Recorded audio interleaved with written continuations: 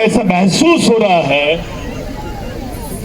कि मैं समाज की अदालत में बात कर रहा हूं, मैं समाज के बीच में बात कर रहा हूं। ये हमारे समाज की जन अदालत है।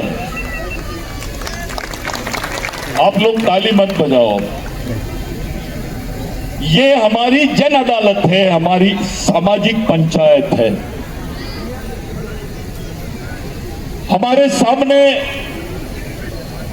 बहुत बड़ी असुविधाएं हैं, बड़े बड़े प्रश्न हैं, तकलीफें हैं। हमारे समाज का दर्द जो है इस देश में कोई नहीं सुन रहा है। इस देश की पहली महिला, इस देश का सर्वोच्च पद आदिवासी महिला के पास में है। इस देश की राष्ट्रपति आदिवासी महिला है, लेकिन उसके मन में इतनी दहशत है कि वो आदिवासी दिवस पर आदिवासियों को आदिवासी संबोधित नहीं कर पाई। वो आपको आदिवासी बोलने के लायक नहीं है। वो डर रही है, यहाँ के आरएसएस के विचारों से डर रही है। एक राष्ट्रपति महिला, वो भी आदिवासी, और आदिवासी दिन पर ही तुमको आदिवासी नहीं बोल रहे हैं। इससे ज्यादा बड़ा मजाक इस देश में कुछ नहीं हो सकता। करो। अब देश आदिवासियों का था, आदिवासियों का है और आदिवासियों का ही रहेगा। इसको कोई दूसरा राष्ट्र नहीं बना सकता है, क्योंकि इस जल जमीन जंगल के सही हकदार आदिवासी है। 45 साल के बाद, यानी 60 साल के बाद में भारत के सर्वोच्च न्यायालय ने माना कि आदिवासी इस देश का प्रथम नागरिक है और उसे इस देश का मूल मालिक होने का सम्मान मिलना ही चाहिए। और ये सम्मान देने का कर्तव्य भारत के प्रत्येक नागरिक का है, ऐसा सुप्रीम कोर्ट ने बोला। 2011 में, थोड़ा पानी लाना बात, 2011 में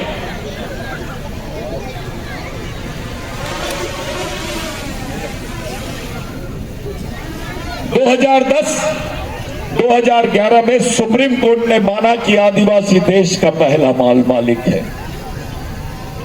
इस देश की विडंबना देखो।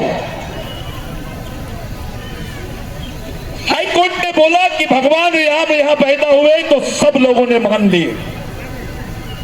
देश में भगवान राम का मंदिर बन गया। खुशी हुई कि भैया हाई कोर्ट ने बोला, सुप्रीम कोर्ट ने बोला और देश में भगवान राम का मंदिर मान लिए और बन भी गया। ये बोलने वाले कौन है आपको पहचानना पड़ेगा। ये बात आपको जानना ही पड़ेगी कि संयुक्त राष्ट्र संघ में बयान जाता है कि आदिवासी भारत में नहीं रहते हैं। इसका दूसरा मतलब यह है कि आदिवासी भारत के नागरिक नहीं है।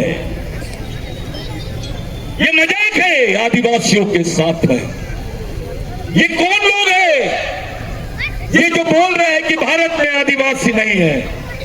इनका संविधान पे भरोसा नहीं है, इनका सर्वोच्च न्यायालय पे भरोसा नहीं है, और आपके समाज के गांडू नेता,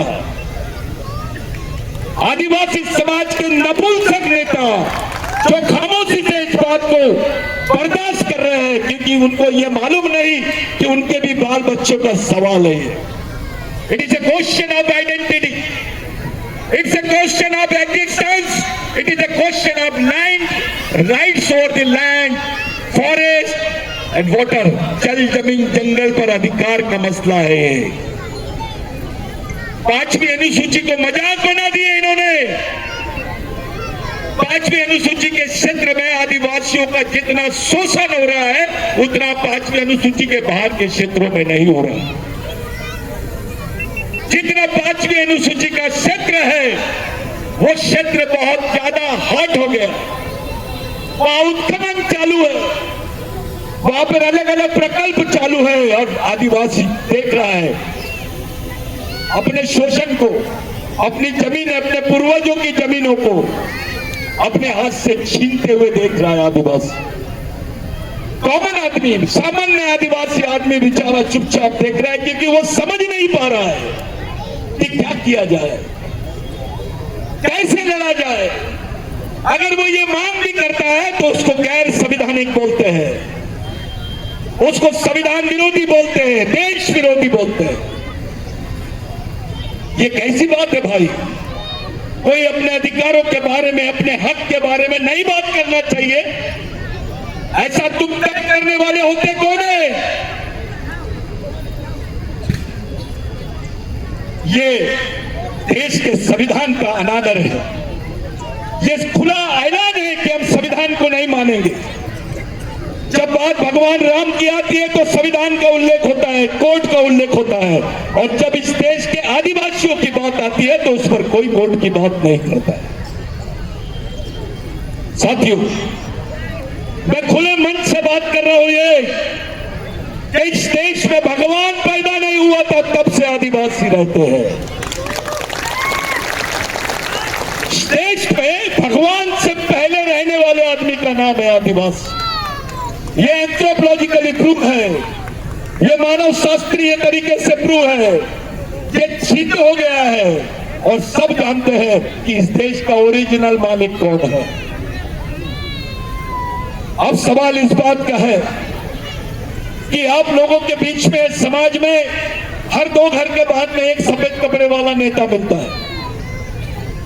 इस समाज में नेतागिरी का भूत छाया हुआ है। हर आदमी अपने आप को नेता समझ रहा है। अरे भाइयों, एक नेता बनाओगे तो 5 साल काम देगा, लेकिन एक कैडर, एक सामाजिक कार्यकर्ता बनाओगे तो पूरी जिंदगी भर समाज के लिए काम करेगा। इस मिशन में, इस मिशनरी काम के लिए आपको तैयार होना है। आपको किसी पार्टी के भरोसे अपने सामाजिक अधिकारों की लड़ाई नहीं लड़नी है। आपको दूसरों के भरोसे अपने सामाजिक अधिकारों की लड़ाई नहीं लड़नी है। आपको अपने पूर्वज, जिनके विचारों ने इस देश को खड़ा किया है, गुंडाधुर हो, टिक्का मांझी हो, टंटा भील हो, राघोजी भांगरे हो, बाबूराव शर्मा के हो, या क्रांति सूर्य महामानव भगवान बिरसा मुंडा हो, ये लोगों के विचारों से हमारा समाज चलेगा। नेताओं के विचारों से समाज बच नहीं सकता है। अगर समाज बचेगा तो समाज के शहीदों के विचारों से ही बच सकता है। हमारे लोग समझ नहीं पा रहे कि कैसे लड़ा जाए। आदिवासियों को समझने का मौका नहीं दिया जा रहा है। आदिवासी बच्चा कंफ्यूज है, उसको आरक्षण नहीं समझ में आ रहा है, उसको स्वरक्षण समझ में नहीं आ रहा है, उसको अपने 5वीं 6वीं अनुसूची के अधिकार समझ में नहीं आ रहे। इस देश में एक अलग चित्र दिखाई दे रहा है साथियों। जब एक कविता पढ़ी गई उसमें बताया गया कि भैया सबकी चिंता है, आदिवासी की चिंता नहीं है। जंगल बचाओ, पर्यावरण बचाओ, ये वो लोग समझा रहे हैं जिनका कोई लेना देना नहीं है जंगल से। ये रामदेव बाबा समझाएगा क्या आदिवासी को? जो आदिवासी के पास से 30 रुपए में 5 किलो ये लेते हैं, आंवला लेते हैं और उसको मार्केट में 300 रुपए का बेचते हैं। एक बोतल 300 स्टेशन हो सकते हैं। ये आदिवासियों को समझाएंगे। अबे आदिवासी आदमी अगर किसी चीज की दवाई देता है तो पैसे नहीं देता, वो फ्री में दे देता है और बोलता है बेटा पैसे लूंगा तो तेरे को ये दवाई नहीं लगेगी। ये आदिवासी का कल्चर है। और ये हमारा ही आंवला हम ही को 300 रुपए में बेचते हैं। 3 रुपए का आंवला उसका जूस बना के मार्केट में बेच रहे। आदिवासी को वन संपत्ति का लूट, यानी जंगल में जो संपदा है उसकी खुली लूट, हमारे जमीन के अंदर जो वन संपदा है, जो खनिज है, उसकी खुली लूट। जो पर्यावरण है उसकी खुली लूट, और उसमें से कार्यक्रम चलाते हैं जंगल बचाओ, पर्यावरण बचाओ, जंगली जानवर बचाओ। अबे ये तीनों को किसने बचाया है? इन तीनों को कोई बचाने वाला कौन है? आदिवासी है। लेकिन आदिवासी बचाओ नहीं बोलते हैं आप। क्या बात है? आपको जंगल चलता है, पर्यावरण चलता है, शेर चलता है, सुअर चलता है, आदिवासी नहीं चलता। ऊपर से आपको वनवासी बोल रहे हैं। ये वैचारिक षड्यंत्र है साथियों। पहले आदिवासियों को मूल निवासी, फिर आदिवासी, अभी वनवासी, 5 साल बाद स्वर्गवासी। ये कार्यक्रम है। आपकी पहचान को, आपके अस्तित्व को ये नकारा जा रहा है। हमारी आने वाली पीढ़ी जिंदा कैसे रहेगी? छत्तीसगढ़ के, मैं आपको स्पेशली पूरे समाज की पंचायत में बोल रहा हूं साथियों, मैं एक भी बात झूठ नहीं बोल रहा हूं। मैं अपने पूर्वजों की कसम खा के बोल रहा हूं कि जो मैं बोल रहा हूं वो समाज के सामने एक बयान नहीं, सच्चाई है। अपने लोग पूरे छत्तीसगढ़ में हर 3 घर के बाद में आदिवासी परिवार जो है मजदूर है। हर 3 परिवार के बाद में एक आदिवासी परिवार मजदूर है। यानी छत्तीसगढ़ में 25 से 50% आदिवासी जो है वो मजदूरी का काम करते हैं। वो नागपुर आते हैं, लेकिन गड्ढा खोदने का काम सरकारी काम का हिस्सा नहीं बना, इसकी कोई पोस्ट ही नहीं। आपको वो काम भी नहीं मिलेगा। आपके बच्चे को आरक्षण खत्म, प्राइवेटाइजेशन हो रहा है। हमारी अगली आने वाली पीढ़ी को जिंदा रखने के लिए हम क्या बात करेंगे? कौन सी मांग को लेकर लड़ेंगे आप? आपके बच्चों को जिंदा कैसे रखोगे, इस पर बात करो। एक तरफ सरकार बोलती है इस देश में आदिवासी नहीं रहते, दूसरी तरफ आपके आरक्षण के साधन बंद, नौकरियां बंद। आपका बच्चा करेगा क्या पढ़ लिख के? इसके बारे में नेताओं ने बताना चाहिए। मेरे को ये फिक्र नहीं है कि हमारी जमीन जा रही है, हमारी जमीन छीन रहे हैं। ये तो चालू है क्योंकि सत्ता उनके पास है। वो सत्ता का कैरेक्टर होता है, उनकी मनमर्जी से वो लोग पूरे कॉर्पोरेट को आदिवासियों की जमीन बेच सके और बेचना चालू है। लेकिन सवाल ये है, ये आदिवासी समाज कैसे बचेगा? मैं इस पर बात करने आया हूं कि हमारा जो समाज है ये कैसे बचेगा, किस तरीके से बचेगा, इस पर चर्चा कब करोगे तुम? साथियों, बस्तर एक इतिहास का पन्ना बन जाएगा। यहाँ जितने पढ़े लिखे लोग हैं, समझदार लोग हैं, अगर आप बस्तर को इतिहास बनने देना नहीं चाहते हो तो आज से समाज के लिए काम करो। अरे तुम्हारी पहचान है, तुम्हारी पहचान के साथ तुम्हारा अस्तित्व है। जल जमीन जंगल पे तुम्हारे अधिकार है।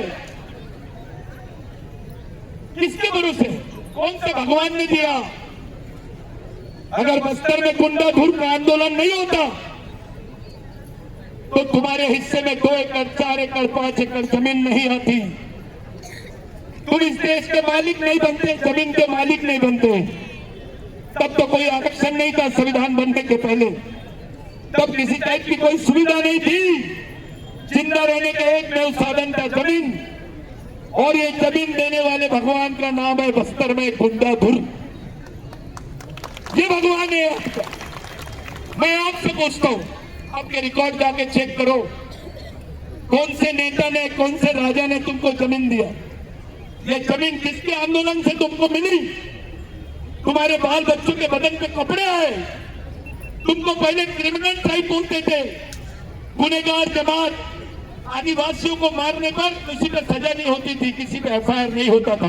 वो क्रिमिनल ट्राइबल बिल बस्तर की याद दिलाता है। साथियों, ये जो आपके हिस्से में जमीन आई, आप अपने घर जाओ, पूछो, किसी से भी रिकॉर्ड निकालो कि जमीन किसने दिया। ये लोग वो लोग हैं, टंटा भील, बिरसा मुंडा, राघोजी भांगरे, बाबूराव शर्मा के भगवान बिरसा मुंडा, तिलका मांझी, ये वो लोग हैं जो तुम्हारे लिए शहीद हुए। जीसस क्राइस्ट को सूली पे चढ़ाए थे तो लोगों ने उसको भगवान की उपमा दी। अरे आदिवासियों के शहीदों को तो फांसी पे चढ़ाया गया डायरेक्ट, और वो हंसते हंसते चढ़ गए समाज के लिए। इतनी बड़ी चीज है समाज, अपने जीवन से ज्यादा उन्होंने समाज को महत्व दिए। अगर ये मरते नहीं तो हम जिंदा नहीं रहते। आज ये शहीद नहीं मरते तो हम जिंदा नहीं रहते। आज जो भी हमारा अस्तित्व है वो इन शहीदों के भरोसे है, और यही हमारे सच्चे भगवान है। इनके विचारों से समाज चल सकता है, क्योंकि इन्होंने अपने जीवन से ज्यादा महत्व समाज नाम की चीज को दी। साथियों, आदिवासियों के लिए समाज भगवान से बड़ी चीज है। भगवान से बड़ी चीज, भगवान बहुत छोटी चीज है समाज के सामने, क्योंकि आपका अस्तित्व, आपकी पहचान, आपका जीवन ये केवल समाज पर निर्भर है। अपने नाम से थोड़े देर के लिए आदिवासी निकाल लो। आपको अपने आप को थोड़े देर के लिए बोलो कि मैं आदिवासी नहीं हूं, आपकी औकात पता चल जाएगी इस देश में आप कौन हो। मोदी जी बोल सकते हैं मैं प्रधानमंत्री हूं, मैं इस देश का प्रधानमंत्री हूं, लेकिन हमारा भाई लंगोटी वाला जिसके पेट में रोटी नहीं है, पहनने को कपड़े नहीं है, वो भट्टी लंगोटी वाला खड़े होकर बोल सकता है मोदी जी जिस देश के आप प्रधानमंत्री हो उस देश का मैं मालिक हूं। इस देश ब्राह्मण होना बड़ी बात नहीं, इस देश में क्रिश्चियन होना बड़ी बात नहीं है, हिंदू होना बड़ी बात नहीं है, मुस्लिम होना बड़ी बात नहीं है। बड़ी बात है आदिवासी होना। जैसे ही तुम अपने आप को आदिवासी बोलते हो उस वक्त तुम इस देश के मालिक बन जाते हो। आपको तय करना है कि आप इस देश के मालिक हो या नागरिक हो। जब के बोलो, तभी एक नारा दिए थे, सरकार देश की चालक है, आदिवासी देश का मालक है। मेरे साथ बोलेंगे सब लोग, सरकार देश की चालक है, सरकार देश की चालक है। मैं बोलूंगा बच्चे बच्चे को सिखाना है, आपको बोलना है आदिवासी को बचाना है। बच्चे बच्चे को सिखाना है, बच्चे बच्चे को सिखाना है, आदिवासी को बचाना है। साथियों, इस समाज का अस्तित्व दिन ब दिन खत्म हो रहा है। अब कुछ लोग बताते हैं बड़ा पेन यानी महादेव, कुछ लोग बताते बड़ा देव हिंदी में। ये आदिवासियों को बेवकूफ बनाने की थ्योरी चल रही है। फड़ा यानी बड़ी, और पेन यानी सिर्फ पेन, देव नहीं। पेन शब्द भगवान से भी बड़ा शब्द है। मैंने पहले ही बोला, भगवान पैदा नहीं हुए थे तब से आदिवासी रहता है। और ये जो पेन शब्द है ये देव का समानार्थी शब्द नहीं है। पूरे विश्व के लोगों को हम लोगों ने ऑक्सफोर्ड यूनिवर्सिटी में इसको थीसिस के रूप में भेजे कि पेन नाम की संकल्पना भगवान से भी परे है, ऊपर है। अब लोग सोचने लग गए हैं कि भगवान से बड़ा कौन है। ये चर्चा का विषय बन गया है। पेन जो शब्द है ये भगवान शब्द नहीं है, ये उससे बड़ा शब्द है। इसलिए जो फड़ा पेन बोलते हैं वो बड़ी पेन है, बड़ी पेन, देव नहीं। आपको जो मिला है, जो कुछ आदिवासियों में है, वो है सबसे पहले संस्कृति। दूसरा पारंपरिक अधिकार इस देश में है, आपकी अलग पहचान इस देश में है। दुनिया के जितने भी धर्म है उसके निर्माता पुरुष है, लेकिन आदिवासी संस्कृति की निर्माता महिला है। इसलिए फड़ा पेन लिखे है। चाहे इस्लाम ले लो, हिंदू धर्म ले लो, क्रिश्चियन धर्म ले लो या सिख धर्म ले लो, इसके निर्माता पुरुष है, लेकिन आदिवासी संस्कृति की निर्माता महिला है। इस देश में आज आप जिसको नया बोलते ना, नवा, आपने बोला नवा, मोहनजोदड़ो हड़प्पा में इसको नाइला बोलते। क्या बोलते? बतीन तुड़म, नाईला गोंडीचे नाईले तो मतलब पति आणता. नाईला का मतलब क्या होता है? नाईला यानी उत्पादन करने वाली. कोया तोड़ यानी कृषि पूर्व समाज. जब कृषि नहीं थी तब भी आदिवासियों का अस्तित्व था, उसको कोया बोलते हैं. जो कोई तुरे कोय है उसका उल्लेख आज भी आपको ऋग्वेद में मिलेगा, यजुर्वेद में मिलेगा. इसका उल्लेख वेदों में भी आया है. पहले हमको असुर बोलते थे. 1700 साल पहले गोंड नाम का शब्द आया. तुम्हारा प्रधान नाम का, भील नाम का, हलवा नाम का, और जितने आदिवासी है ये 1700 साल हुए जब हम पे आक्रमण हुआ तब से. लेकिन उसके पहले हमको असुर बोलते थे, दस्यु बोलते थे, भूत बोलते थे, पिशाच बोलते थे. मैं बार बार समझाता हूं कि ये गांडोगिरी वाली विचारधारा बंद करो. अपने आप को गोंड का नेता, अपने आप को मुरिया का नेता, अपने आप को हल्बी का नेता, अपने आप को मुंडा का नेता. अबे क्या लगा ये? सिर्फ इससे तुम लीडर बन सकते हो, समाज को कुछ नहीं मिल सकता है. ये वैचारिक गांडोगिरी है. आंदोलन तुमको समाज को एक लाने के लिए करना पड़ेगा.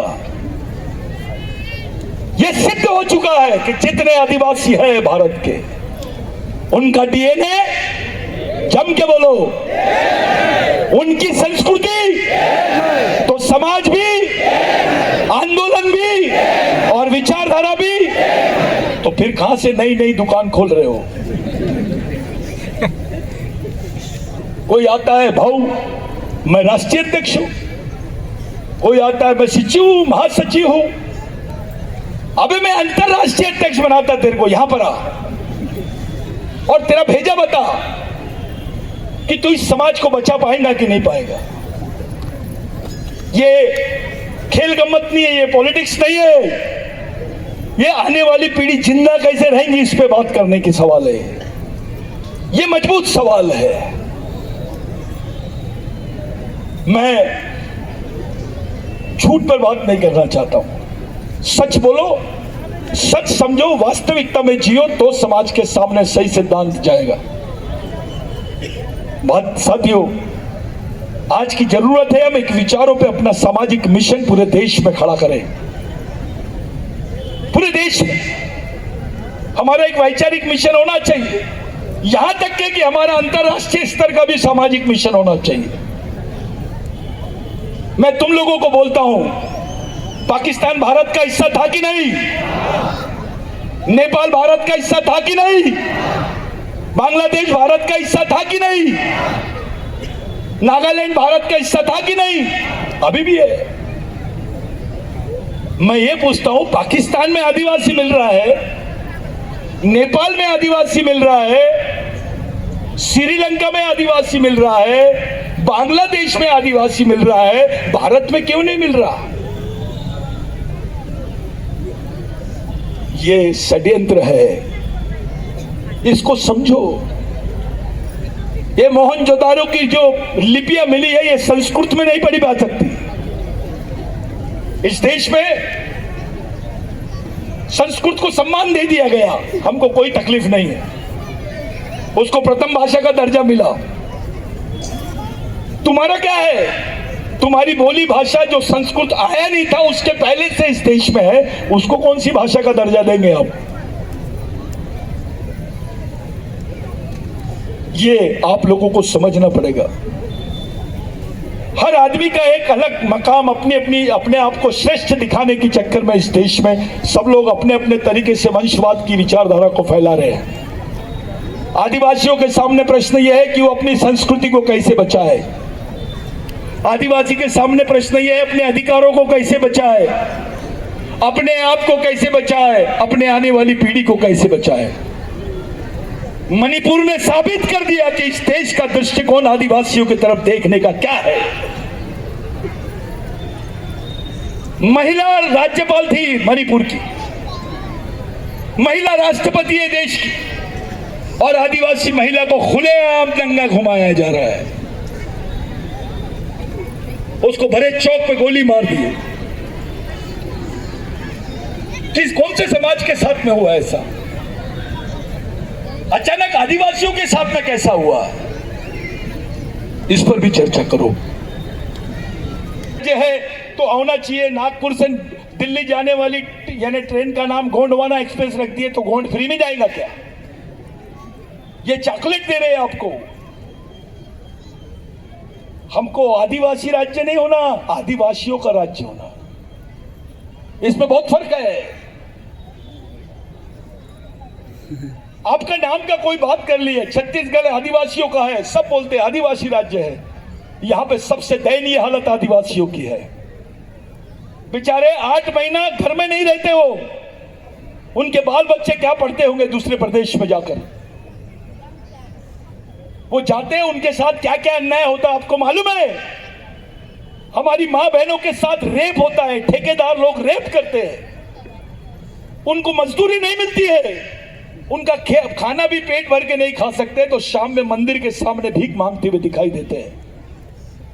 मजदूरी करने पर भी उसका पेट नहीं भर रहा और इतने मजबूर हो गए कि भीख मांगने के लिए तैयार है अपने बाल बच्चों का पेट पालने के लिए। कौन से समाज की ऐसी अवस्था है भाई? कौन से समाज की? डॉक्टर बोलता है सबसे ज्यादा आदिवासी मर रहे हैं और वो खून का उद्योग होता है और ऐसे क्षेत्र में होता है जहां खाने को नहीं है वो ब्लड कैंप दे रहे हैं। एक क्षेत्र ऐसी था, मैं गया, मैंने पूछा कि भाऊ ये अचानक इतना यहां पर ब्लड कैंप भाऊ ऐसा होते रहता है? बोले महीने 2 महीने में, मतलब हर 2 महीने में देते ब्लड। हाँ, बोले क्या करेंगे, जो 850 रुपए मिलते हैं एक बोतल खून देने के, उसी में हम अपने बच्चों का राशन ला लेते बोले और महीना भर खा लेते। भाऊ बोले काम तो नहीं है। डॉक्टर बोलता है खाना खाएगा तो खून बनेगा, लेकिन इस देश की सत्ता आदिवासियों को बोल रही है खाना होना तो खून देना पड़ेगा।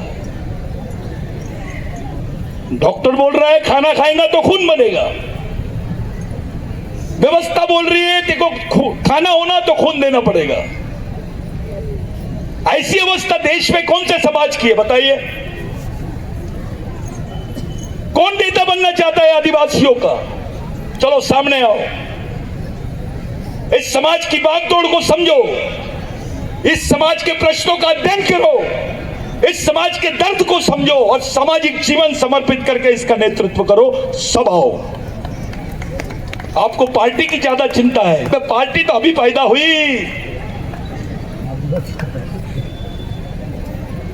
तेरे पार्टी में तेरी इज्जत इसलिए है क्योंकि तू आदिवासी है, तेरे ऑफिस में तेरे को नौकरी इसलिए है क्योंकि तू आदिवासी है, तू डॉक्टर इसलिए बना क्योंकि तू आदिवासी है, तू इंजीनियर इसलिए बना क्योंकि तू आदिवासी है, टीचर इसलिए बना क्योंकि तू आदिवासी है। अगर आरक्षण नहीं रहता तो तेरी औकात क्या है? जिस समाज ने सब कुछ दिया तेरे को, उसको क्या टाइम दे रहे हैं आप? ऐसे नाचने गाने हम गाते हैं, चलो अच्छी बात है, उसमें मेरे को 10,000 लोग दिखते हैं, शादी के कार्यक्रम में 10,000 और मैयत में साले 200 लोग दिखते हैं। ये अवस्था हो गई समाज की। मेरे को किसी ने सुबह बोला भाऊ आदिवासी दिन के प्रोग्राम में आपको आना है। बिल्कुल आऊंगा, लेकिन आदिवासी दिवस में नाचते गाजते हुए हमारे 1 लाख लोग दिखाई देते हैं, लेकिन जब किसी वास्तविक बुनियादी मुद्दे पर आंदोलन होता है अपने 200 लोग सड़क पे नहीं दिखते। आश्रम स्कूल में बच्चों के क्या हाल है देखो। अरे एक किताब नहीं है आदिवासियों पर, आज बस्तर की संस्कृति पर, बस्तर की एंथ्रोपोलॉजी रिपोर्ट कहां है मेरे को बताइए। पढ़े लिखे लोग हैं, आप बताओ कौन से लाइब्रेरी में, मैं जाना चाहता हूं। क्या बताऊंगे अपने बच्चों को? एक मुस्लिम भाई अपने बच्चे के हाथ में कुरान शरीफ देता है और बोलता है बेटा तेरे जीने मरने का रास्ता है। एक क्रिश्चियन भाई अपने बच्चे के हाथ में बाइबल देता है और बोलता है ये तेरे जीने मरने का रास्ता है बेटा। एक हिंदू भाई अपने बच्चे के हाथ में रामायण महाभारत पुराण देता है और वो बोलता है ये तेरे जीने का रास्ता है। एक सिख भाई अपने बच्चे के हाथ में गुरु ग्रंथ साहब देता है, वो बताता है। एक बौद्ध भाई डॉक्टर बाबा साहब अंबेडकर का लिखा हुआ ग्रंथ बुद्धा एंड हिज धम्मा वो उसके हाथ में देता और बोलता है कि तेरा ये जीने मरने का रास्ता इसको लेके चल। ये पूरे समाज जो है, जितने भी धर्म के लोग हैं, इनका अपना काम है, इनके स्कूल चलते हैं, इनके मिशन है, लड़कियां नन बन जाती है, भिक्खू बन जाते हैं, उनके सेंटर है। अरे आप तो इनसे पहले के लोग हैं। आपके बच्चे ने आपसे पूछा कि मैं कौन हूं इस देश में, मेरा इतिहास क्या है, मैं कौन सी किताब पढ़ूं, आप कौन सी किताब उसके हाथ में दोगे बताइए? है कुछ देने के लिए है आपके बच्चों के पास? कुछ नहीं। यानी हमारा समाज आज अपंग हो गया है, वैचारिक रूप से अनाथ हो गया है, और एक नई फसल आ रही है गांडूगिरी की कि मैं ये समाज का नेता, मैं वो समाज का नेता। मैं दुश्मन तो बांटना ही चाहता है तेरे को, बटेगा तो लड़ेगा कैसे, और लड़ेगा नहीं तो बचेगा कैसे, बचेगा नहीं तो जिएगा कैसे? समाज को एक नई दिशा, एक सामाजिक प्रशिक्षण की दिशा हमको देने की जरूरत है। अगर वो नहीं करेंगे हम, तो आने वाले समय में हमारी जनरेशन हमको माफ नहीं करेगी। सब कुछ छीन लिए हमसे। याद रखना, ये हमारी अंतिम पीढ़ी द्वारा अंतिम पीढ़ी को बचाने के लिए लड़ी जाने वाली अंतिम लड़ाई है। अगर ये लड़ाई हम हार गए तो इस देश से आदिवासियों का नामो निशान खत्म हो जाएगा। इस देश में षड्यंत्र चल रहा है आदिवासी मुक्त भारत बनाने का। मेरे शब्दों पे ध्यान दो, आदिवासी मुक्त भारत। इनको प्रकल्प चाहिए तो आदिवासी की जमीन होना, रेलवे बनाना है तो आदिवासी की जमीन होना, माइनिंग करना है तो आदिवासी की जमीन होना, तुमको फॉरेस्ट के वो बनाना है, रिजोर्ट्स और वो सब संग्रहालय बनाना है तो आदिवासी की जमीन होना। भाई तो दूसरों के पास जमीन नहीं है क्या? अदानी से लेना, अंबानी से मांगना। उनके पास जमीन इसलिए नहीं है कि अदानी और अंबानी इस देश के मालिक नहीं है, अपन है। ये जमीन हमारी माँ है। हमारे पूर्वजों ने इस जमीन में उनका खून सिंचा हुआ है। ये बस्तर कोई आज का नहीं है। ये मोहनजोदारो हड़प्पा से जब हमको भगाया गया तब से आज 2000 साल के पहले का भी इतिहास बस्तर में मिलता है। There is a human life before 2000 years इन बस्तर। तो बस्तर पे दावा कौन कर सकता है? पूरे देश के आदिवासियों की निगाह जो है बस्तर के आदिवासियों पर है, क्योंकि ये आदिवासियों का दिल बसता है बस्तर में। यहाँ उनकी संस्कृति बसती है, यहाँ उनकी पहचान बसती है। जो बच्चे आज बजा रहे हैं ये बाजा, ये बच्चे जो नाचे आज देख रहे हो, ये ओरिजिनल है, ओरिजिनल है। ये एक उदाहरण देता हूं। आदिवासी की महिला गरीबी से बदन झांकती है, पहनने को साड़ी नहीं रहती है, एक साड़ी के 2 टुकड़े करते हैं और पहनते हैं। सच्चाई है कि नहीं? और उसका बदन दिखा तो ये कमीने अपने भी नेता शामिल है उसमें, बोलते हैं ये तो संस्कृति है, आदिवासियों की संस्कृति है। उसका बदन गरीबी की वजह से दिख रहा है, वो नहीं सोच रहे, वो सोच नहीं रहे, वो मजबूर है, उसके पास कपड़े नहीं है, ये नहीं सोच रहे, और उसको संस्कृति बोलते हैं। और माधुरी दीक्षित अगर बदन दिखाए तो उसको सभ्यता बोलते हैं। वाह! शाहरुख खान के पैर में दर्द होता है, आमिर खान के पेट में दर्द होता है, संजय दत्त के सर में दर्द होता है तो पेपर में आ जाता है। आदिवासियों की गर्दन भी काटी जाती है तो पेपर में नहीं आता है। आदिवासियों को रातों रात गांव से हटा दिया जाता है तो पेपर में नहीं आता है। यह वास्तविकता है साथियों। मैं यहां बोल रहा हूं, कुछ लोगों ने मेरे को बोले सतीश भाऊ आप जा रहे हो, खुले बोलोगे, सब लोग देखेंगे। मैंने बोला मैं मरने को नहीं डरता। मैं मेरे समाज से बात कर रहा हूं, मेरी समाज की पंचायत में बात कर रहा हूं, मेरे भगवान लोगों के सामने बात कर रहा हूं, मेरे आने वाली पीढ़ी के सामने बात कर रहा हूं। ये जो दहशत हमारे लोगों के दिमाग में बैठाई गई है, उस दहशत से बाहर निकलो, एक सामाजिक दबाव खड़ा करो, कानून की अच्छी जानकारी लो, प्रशिक्षण शिविर शुरू करो, संविधान में जहां जहां हमारे अधिकारों का उल्लेख है उसको समझो, जहां जहां विशेष अधिकार दिए गए उसको समझो, गवर्नमेंट के क्या जवाबदारियां उसको समझो और उस पर डिबेट करो और आगे बढ़ो। एक सोशल एडवोकेसी करनी पड़ेगी, एक सामाजिक वकालत करनी पड़ेगी अपने समाज के लिए। साथियों, यह मिशन जो है बिरसा ब्रिगेड का, यह पूरे देश में चल रहा है। पूरे देश में अलग अलग राज्यों में, देश के 18 राज्यों में इसका काम शुरू हुआ है और देश के 2000 जनजातियां इससे जुड़े हुए हैं। और मैं इसका समर्थक नहीं हूं कि मैं गोंड के बारे में बात करूं, प्रधान के बारे में बात करूं, हलवा के बारे में बात करूं, नहीं। समाज यानी पूरा समाज। ये तय करो कि सब एक झंडे के नीचे कैसे आएंगे, ये तय करो कि ये कैसे एक विचारों में बन जाएंगे, ये तय करो कि हमारा राष्ट्रीय आंदोलन कैसा होगा, हमारी आने वाली जनरेशन कैसी होगी।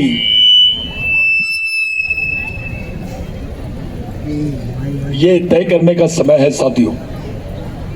जिन लोगों ने मेरे को बुलाए, बात तो बहुत करना चाहता था मैं आपसे।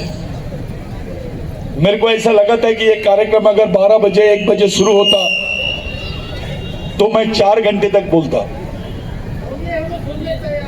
मेरे को जाने की तैयारी करना है और अब सुनने के लिए मत तैयार रहो, समझने के लिए तैयार रहो और करने के लिए तैयार हो जाओ। बिरसा मुंडा ने बोला था कि समाज आर्थिक रूप से गरीब रहेगा, चलेगा, लेकिन विचारों से गरीब नहीं रहना चाहिए। जो समाज विचारों से गरीब रहता है वो गुलाम पैदा होता है और गुलाम ही मर जाता है। हमको गुलाम बनना नहीं है, हमारे आने वाली पीढ़ी को गुलाम नहीं बनाना है। हम इस देश के मालिक थे, हैं और रहेंगे। हम इस देश के संविधान की रक्षा अगर कोई कौम कर सकती है इस देश में, केवल आदिवासी कर सकता है। और ये सच्चाई है आदिवासी कि अगर आदिवासी जिंदा रहेगा तो इस देश की मूल संस्कृति, मूल भारतीय संस्कृति जिंदा रहेगी। जिस दिन आदिवासी खत्म हो जाएगा, भारत की ओरिजिनल संस्कृति खत्म हो जाएगी। मानव शास्त्र में क्या पढ़ाते हैं? आदिवासियों के बारे में पढ़ाते हैं। समाज शास्त्र में क्या पढ़ाते हैं? आदिवासियों के बारे में पढ़ाते हैं। अभी अभी नया नया आ गया कि कुछ भगवानों के बारे में जबरदस्ती पढ़ा रहे हैं। साथियों, जिस परिस्थिति से हम लोग गुजर रहे हैं, उस परिस्थिति का आकलन घर जाके करना।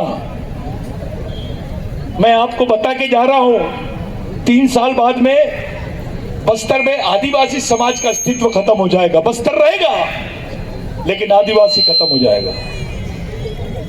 मेरे इशारों को समझो, घर घर शुरू करो, समाज जोड़ो अभियान चलाओ, आदिवासी अधिकार अभियान चलाओ, एक एक घर को जोड़ो। वो कोई भी पार्टी में रहे, वे पार्टी तो अभी आई, पार्टी बनेगी समाज, जम के पार्टी बनेगी समाज, नेता बड़ा की समाज। ये तुम्हारे गांव के नेता बैठी आती न, मैं हली जाऊंगा अभी थोड़ी देर में।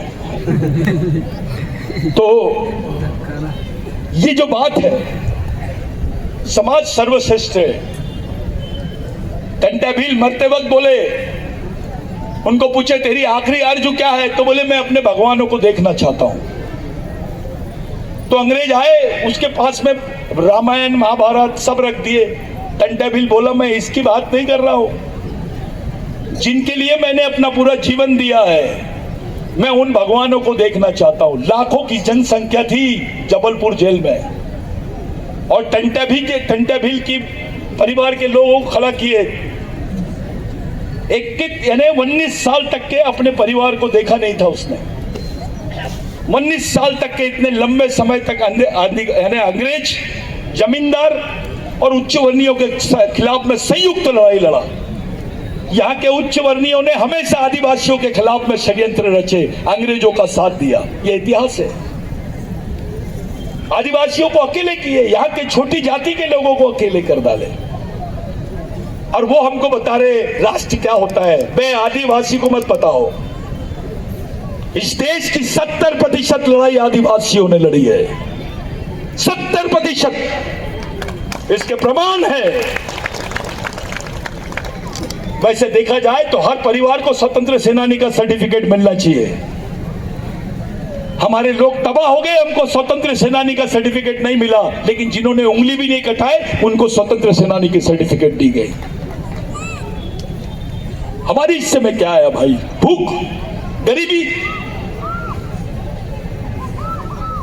मौत। मैं नक्सली आंदोलन का समर्थक नहीं हूं। मैं गैर संवैधानिक आंदोलन पे भी बात नहीं करता, लेकिन एक बात बताना चाहता हूं कि अपनी सामाजिक व्यवस्था को टिका के रखे बगैर आपके पास कोई पर्याय नहीं है। आप इस देश के पहले नागरिक हो, बावजूद इसके इस देश में हिंदू पर्सनल लॉ है, मुस्लिम पर्सनल लॉ है, क्रिश्चियन पर्सनल लॉ है, आदिवासी पर्सनल लॉ नहीं है। आपके लिए कानून भी नहीं है। आपके कस्टमरी लॉ को मान्यता नहीं दे रहे हैं। सुप्रीम कोर्ट का कोई जजमेंट आदिवासी कस्टमरी लॉ को डिफाइन नहीं किया। अभी 2023 में गवर्नमेंट ने, केंद्र सरकार ने एक बिल बनाई थी, वन सुरक्षा संवर्धन अधिनियम 2023, जिसमें आदिवासियों की जमीनों को कॉर्पोरेट्स को देने का इन्होंने प्लानिंग किया था। कोई बात नहीं किया। मैं गया, मेरे को कुछ लोग समझाए मत जा, तेरे को मार देंगे। मैंने बोला हम वैसे ही मरे हुए लोग हैं, और हमारे शहीदों से हमको एक ही प्रेरणा मिली है, बेटा जियो तो शान से और मरो भी शान से। हमने पिटीशन डाले सुप्रीम कोर्ट में, गवर्नमेंट को पार्टी बनाया, आज सुप्रीम कोर्ट में वो जजमेंट स्टे हुआ है। नहीं तो कम से कम 4 करोड़ आदिवासी विस्थापित हो गए रहते जंगल से, वो कानून से। आपको आपके इतिहास के साथ खत्म करने का षड्यंत्र रच दिए थे। मैं किसी जाति विशेष पे बात नहीं करता। कुछ लोग मेरे को बोले भाऊ एक विशेष जाति का यहाँ पर बहुत बड़ा ये है। मैंने बोला नहीं, कुछ ब्राह्मण साथी भी थे जो ईमानदारी से आदिवासियों का साथ दिए, कुछ क्रिश्चियन साथी भी थे जो आदिवासियों के लिए लड़े, कुछ मुस्लिम साथी भी है जो आदिवासियों के लिए ये साथ दिए। आदिवासियों ने कभी किसी के साथ भेदभाव नहीं किया, ना वो किसी धर्म को भेदभाव तरीके से देखता है, ना आदमी को। हमारे घरों में कोई जात नाम की और भेदभाव नाम की कोई व्यवस्था नहीं है। हमारा फड़ा पेन, हमारी फड़ा पेन ही बहुत खतरनाक है। हम आदिवासी संस्कृति को मानते हैं। हमारे यहाँ माँ का स्थान भगवान से बड़ा है। हम यहाँ के पेड़ पौधे पहाड़ सब लोगों को पूछते हैं, इनको मान्यता देते हैं, इनका सबसे ज्यादा आदर करते हैं। और जो हमारा पेन है वो भगवान से पहले का पेन है, जिस पर बात करना अभी उचित नहीं है। किसी दिन कैडर में बैठेंगे। मेरे लिए पूरे बच्चों का, लड़कियों से विनती है, जो लड़कियां फेल हो गई है, 10वीं 12वीं छोड़ दी है, उन्होंने कुछ हुनर सीखो, अपना पेट पालो। पहले इस लायक बन जाओ कि खुद का पेट पाल सको, फिर शादी करना। लड़कों ने भी कर लेने का वही काम, पहले अपना जिंदा रहने का साधन ढूंढो। और कोई लड़का कोई लड़की सब लोग समान रह के एक दूसरे के भाई दोस्त जैसे रहो। अपने आदमी को अपन सम्मान नहीं देंगे तो कौन देगा? आदिवासी सुनने के बाद सामने वाले का दिमाग काम करना बंद कर देना चाहिए। वो इंप्रेशन आदिवासियों का होना चाहिए। आप लोग इतने देर से बैठे, मेरा तो काम ही है बोलना। मैं इसी काम के लिए आपके बीच में आया साथियों। मेरा उद्देश्य आपको आपके सामाजिक जीवन की तरफ ले जाना था। बिरसा मुंडा ने क्या किया था? क्रिश्चियन धर्म लिया, उसको भी छोड़ा। वैष्णवी धर्म लिया यानी हिंदू धर्म लिया, उसको भी छोड़ा। और आखिरी में बोला गुलामों का कोई धर्म नहीं होता, गुलामों का एक ही धर्म होता है, संघर्ष संघर्ष और संघर्ष। ये बिरसा मुंडा ने बोला। जब उसको मार रहे थे, उसकी दो स्टोरी है बिरसा मुंडा की मौत की।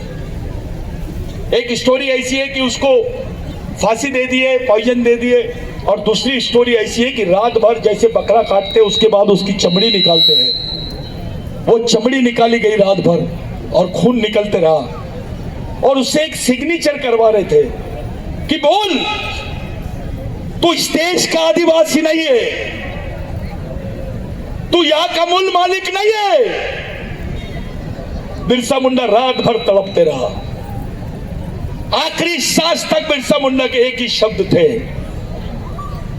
मैं आदिवासी था, आदिवासी हूं और आदिवासी ही मेरे खून का कतरा कतरा मेरे समाज की युवा पीढ़ी में जान फूकेगा। वो अपने अस्तित्व की लड़ाई लड़ेंगे, वो अपनी मालकियत की लड़ाई लड़ेंगे, वो अपने मानवता की लड़ाई लड़ेंगे, अपनी संस्कृति, समाज और सभ्यता को जिंदा रखेंगे, देश को जिंदा रखेंगे। बिरसा मुंडा ने एक छोटी सी बात बोली थी एक फादर को कि आप तो धर्म का पाठ पढ़ाते हैं, अगर आदिवासियों को जिस दिन समझ लेंगे तो किसी चीज की जरूरत नहीं है। आदिवासी एक ऐसी संस्कृति है कि किसी भी धर्म का आदमी उसमें खुशी रहेगा, क्योंकि उसमें भेदभाव नहीं है। विश्व में सबसे बड़ी को प्राणियों के जीवन को अगर कोई चीज बचा सकती है तो वो आदिवासी संस्कृति है। साथियों, जाते जाते पढ़े लिखे लोगों के लिए एक इशारा करके जाता हूं, कुछ गलती होंगी तो माफ कर देना। आपका भाई हूं, आपका बच्चा हूं, मैं एक समाज की अदालत में बात कर रहा हूं, यह सोच के बोल के जा रहा हूं। इन लोगों ने पहले एक्सपेरिमेंट किया आर्टिकल 370 का कश्मीर, लेकिन इनकी नजर थी 71 और 72 पे। 371 और 300 किसके आर्टिकल है? ये 5वीं और 6वीं अनुसूची के आर्टिकल है। जो मणिपुर में हो रहा है, नॉर्थ ईस्ट में 7 सिस्टर्स बोलते हैं उसको, और जो बस्तर में हो रहा है, गढ़चिरौली, नंदुरबार, बाकी क्षेत्रों में नासिक, सह्याद्री बेल्ट, यहां जो हो रहा है ये 5वीं अनुसूची के क्षेत्र है। यहां पर भी वही जमीनी होना इनको। हमसे पूछो तो सही, हमको सहमति तो लो, हमारे साथ तो दो, हमको हिस्सेदारी तो दो। वन वे चल रहा है, वन वे। ये समझो, आप लोग अपने अधिकारों के लिए, संविधान के लिए और अपने सामाजिक जीवन के लिए, अपने आने वाली पीढ़ी के लिए क्या कर सकते हो, इस पर बात करो। इसमें समाज का पढ़ा लिखा आदमी, कर्मचारी, अधिकारी, नेता, ये समाज के गॉड है। गॉड यानी GOD गॉड, गॉड यानी भगवान। G for guardian, O for owner, D for driver. पालक, मालक और चालक। किसी ने तुमसे पूछा, एक गाड़ी का भी चालक, पालक, मालक रहता है, किसी ने तुमसे पूछा आदिवासियों की चालक, पालक, मालक कौन है? क्या जवाब दोगे? क्या जवाब दोगे? जिस समाज में तुम जीते हो उस समाज के चालक, पालक और मालक कौन है? कौन ले रही तुम्हारी जवाबदारी? तो जो समाज का पढ़ा लिखा वर्ग है वही समाज को धोखा दे रहा है। जो गॉड होना चाहिए, GOD गॉड, वो उल्टा हो गया, DOG डॉग हो गया, वो कुत्ता बन गया। ये समझने वाली चीज है। जो समाज का हेडमैन था वो डेडमैन बन गया भाई। तो सब लोगों ने मिलकर, चाहे मजदूर हो, क्लास 1 ऑफिसर हो, नेता हो, मंत्री हो, संतरी हो, युवा हो, महिला हो, मजदूर हो, सब लोगों की जवाबदारी समाज के प्रति होती है। समाज सर्वश्रेष्ठ है, समाज के आगे सब समान। ये समाज नाम की संकल्पना, समाज नाम की परिभाषा, समाज नाम की चीज और समाज नाम की विचारधारा को आप लोग मरने मत दो। ये जिंदा रहेगा समाज तो आप जिंदा रहोगे, समाज सुरक्षित रहेगा तो आप सुरक्षित रहोगे, समाज जीवित रहेगा तो आपके अधिकार जीवित रहेंगे। भाई आप अपने सामाजिक जीवन को आने वाली पीढ़ी को कैसे निखार सकते हो, कैसे बचा सकते हो, इसकी तरफ गंभीरता से बात करो। समाज के लिए समझदार और ईमानदार आदमी की जरूरत है।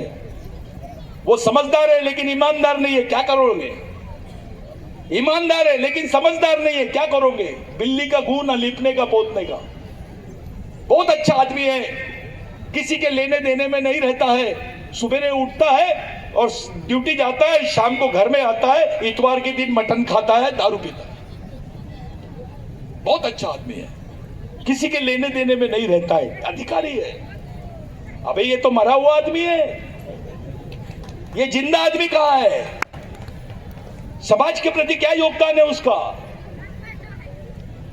समाज मरे हुए आदमी नहीं चलाते साथियों, समाज जिंदे लोग चलाते हैं, चाहे मजदूर हो, उसका भी बहुत बड़ा योगदान होता है। आज के दिन जिस त्योहार को आप लोग मना रहे हैं, वास्तविक भारत माता यानी आदिवासी महिला है, क्योंकि उसने उस चीज का शोध करी है कि चावल कैसे उगाया जाता है, गेहूं कैसे उगाया जाता है, ये आदिवासी महिला ने इसका शोध करी है। तो ये कोई काल्पनिक भारत माता की बात नहीं कर रहा हूं, वास्तविक भारत माता कौन है? लेकिन देश में ट्रेंड बहुत अलग है।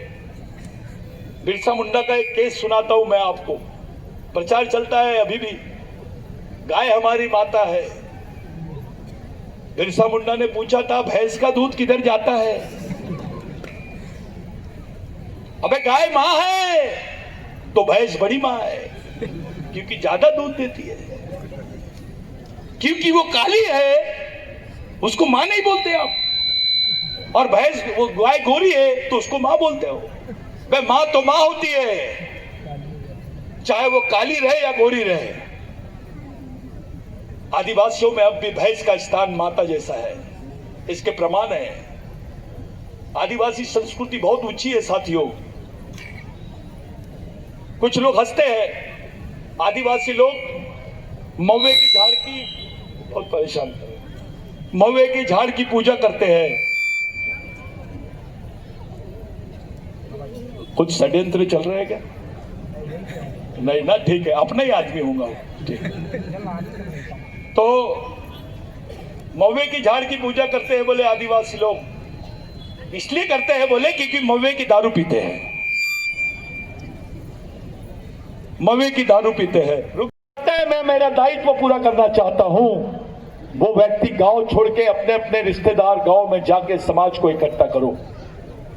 एक बार आदिवासी इकट्ठा हो गए, या तो आल्टी पार्टी कोई चिल्लर चीज है सब। तुम नेता को बोलेंगे बैठ जा तो नेता सो जाएगा, अगर ताकत हमारी बड़ी बड़ी तो। एक जोक है, एक बस्तर के लोग रहते हैं, पढ़ लिख लेते हैं बढ़िया, बहुत बड़ी बन जाती भाई, उसका हस्बैंड भी उधर नौकरी पे लग जाता बंबई में, और वो बस्तर में रहती बेचारी, अपनी संस्कृति वगैरह पहले करती, लेकिन अब ऑफिसर से शादी हो गई तो बंबई चले गई। अब बंबई में गई तो आदिवासियों की जितनी सभ्यता थी, संस्कृति थी, जो नेम थे, सब भूल गई। वो आई नहीं 20 साल तक, बच्चे बच्चे हो गए उसके।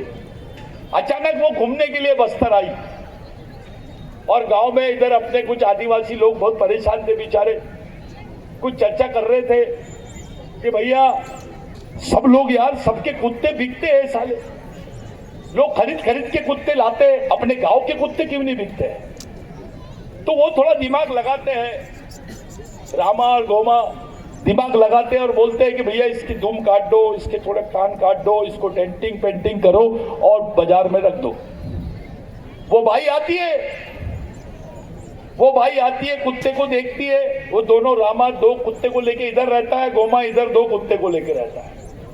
वो भाई आती है और बोलती है, कहू कितना बड़ा कुत्ता है, कितना अच्छा कुत्ता है, 2-2 आंख है, 2-2 नाक है, ऐसा वैसा करके पप्पी लेती है।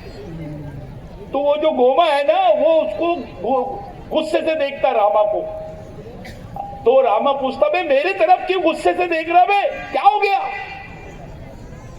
मेरी तरफ तू किस गुस्से से देख रहा है? बोले अबे वो मैडम को बता, बोले कुत्ते का मुंह इधर नहीं है उधर है करके। मतलब पिछवाड़ा लगा। समझ गए? ऐसी हालत हो जाती है जिन्होंने संस्कृति को भूल गया वो। महादेव को भी ब्रह्मा विष्णु महेश बना दिए। जब आदिवासी था तो पहले नंबर का प्लेयर था, देव आदिदेव महादेव। जैसे आदिवासी संस्कृति को छोड़ा, ब्रह्मा विष्णु महेश तीसरे नंबर पे आ गया। ये लोगों ने भगवान को नहीं छोड़े। तुम कौन सी खेत कुमुली हो? आप लोग काफी समय हो गया, सब लोग मिशनरी काम करो, मिशनरी जीवन जियो। मेरा घर, मेरे बच्चे, मेरा समाज, मेरी मेहनत का कुछ पैसा समाज और सामाजिक मिशन के लिए दो। अपनी लड़ाई खुद लड़ो। दुख हमारा है तो लड़ाई भी, अगर लड़ाई हमारी है तो संगठन भी, संगठन हमारा है तो विचारधारा भी, तो उसके लिए त्याग भी। तो ये लड़ाई लड़ने की तैयारी कर दो। लेकिन लड़ाई का मतलब है तुम वैचारिक रूप से अपने समाज को पहले तैयार करो। हम लोग जीरो पर है। लोग बेवकूफ समझते हैं आदिवासियों को। कुछ भी कर दो, ये तो साले नपुंसक लोग हैं, इनके समाज में एकता नहीं है, इन समाज की महिलाओं के साथ कुछ भी करो कोई कुछ नहीं बोलेगा। ऐसा लोगों के दिमाग में है। हमारी जब मां बहनें जाती है तो लोग इस तरीके से देखते हैं। इनकी सोच बदलना चाहिए। आदिवासी महिलाओं के पैर को ही देखना चाहिए, सर को नहीं देखना चाहिए। ऐसा माहौल बनाना है। अपनी मां बहन, अपनी संस्कृति, अपनी जल जमीन जंगल की रक्षा के लिए आपको जागरूक नागरिक बनना पड़ेगा भाई। यही मेरी आप लोगों से विनती है। किसी समय और मिलेंगे, मेरे को जाना है, आपके बीच में से जा रहा हूं। मैं आप लोगों को बहुत बहुत धन्यवाद देता हूं दादा कि ये पीढ़ी को जिंदा रखने के लिए कुछ करो। और सब चलता है, होना भी चाहिए, लेकिन ये दिमाग का कारखाना खोलो। ये दिमाग का कारखाना जब तक नहीं खोलेंगे तब तक के हमारे रास्ते नहीं बनेंगे। ये आने वाली पीढ़ी हमको माफ नहीं करेगी। आप लोग के बीच में मैं आया, मैं अपनी बात हमेशा रखते रहूंगा आपके बीच में। मैं जहां भी रहूंगा आपके साथ हूं। मिशन आपके साथ में है। कई लड़के जो इंजीनियर है, डॉक्टर है, आईएएस है, घर बार छोड़ के इस मिशन को चला रहे हैं। ये सभी लोग आप जो दिख रहे हैं मेरे साथ में भी, ये तमाम लोग पूरा जीवन त्याग करके काम कर रहे हैं। मैं आप लोगों से विनती करता हूं, आप लोग बहुत समझदार लोग हैं। आप लोग आदिवासियों के कैप्टन हैं क्योंकि आप बस्तर में रहते हैं। तो आपके हाल महादेव जैसे मत करना और कृपया करके समाज की सामाजिक स्थिति को समझो। याद रखना, आदिवासी देश का मूल मालक है। यहाँ के एससी, ओबीसी, माइनॉरिटी के लोग उसके वंशज हैं। ये बात ध्यान में रखना। जिस दिन आदिवासी वनवासी हो जाएगा, यहाँ का एससी, ओबीसी, माइनॉरिटी स्वर्गवासी हो जाएगा। जब तक आदिवासी जिंदा है, ये देश में मूल निवासी होने का दावा कर सकते हैं। तो ये जो वनवासी वाला कार्यक्रम है, ये आदिवासियों को ही खत्म नहीं कर रहा है, यहाँ के एससी को, ओबीसी को, माइनॉरिटी को, सबको निपटा रहा है। ये देश एक जगह आएगा तभी जब तुम्हारी विचारधारा शुद्ध रहेगी, शुद्ध राष्ट्रीय रहेगी, शुद्ध सांस्कृतिक रहेगी, शुद्ध सामाजिक रहेगी। आदिवासी इस देश का पहला नागरिक है, था और रहेगा। साथियों, ये देश आदिवासियों का था।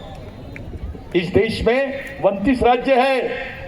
29 में से 16 राज्य आदिवासियों के हैं। कितने? यानी आधा भारत आज भी आदिवासी भारत है। जय बिरसा, जय आदिवासी, जय आदिवासी।